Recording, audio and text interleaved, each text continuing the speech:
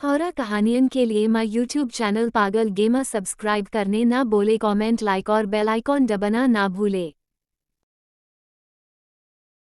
एक राजा की आत्मा ने भलाई की। आज मैं आपको एक राजा के बताने जा रहा हूँ जो भारत देश में मुई थी, जिसे हम कभी सोने की चिड़िया कहते थे।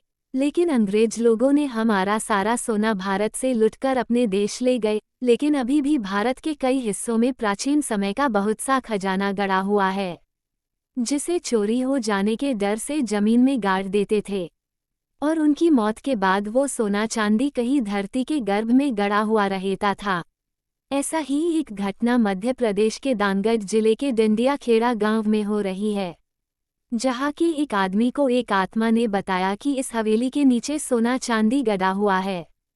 तो उसने अपनी सरकार को बताया कि एक राजा की आत्मा ने मुझको बताया कि जमीन में गड़ा 10,000 टन सोने का रहस्य उसने मुझे बताया, जो आज के सोने के रेट के हिसाब से इसकी कीमत तो 200 अरब रुपए के लगभग होगी। कौन थे राजा राम बख्श? कहाँ से आया है ये सोना? कैसे मौत हुई राजा की? आइए इन सारे पहलुओं पर प्रकाश डाले के लिए इतिहासकार चंद्रकांत तिवारी के अनुसार क्रांतिकारी शूरवीर राजा ने सन 1857 की क्रांति के दौरान अंग्रेजों को जला दिया था। वो कौन थे और कब से वह इस किले में रह रहे थे, ये किसी को स्पष्ट मालूम नहीं था।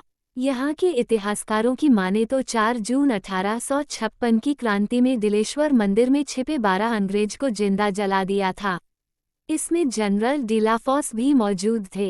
कहा जाता है कि राजा चंडिका देवी के बहुत बड़े भक्त थे। वह रोजाना सुबह मां चंडिका के दर्शन करने के बाद ही सिंहासन पर बैठते थे। लोगों के अनुसार राजा पूजा करने के बाद अपने गले में एक फूलों की माला जरूर पहनते थे। यही वजह है कि अंग्रेजों को जिंदा जलाने की सजा के रूप में फांसी की सजा सुनाई गई और उनको फांसी पर लटकाया गया, तो उन्हें कुछ नहीं हुआ। इस तरह 3 बार उनको फांसी दी गई मगर राजा को कुछ नहीं हुआ।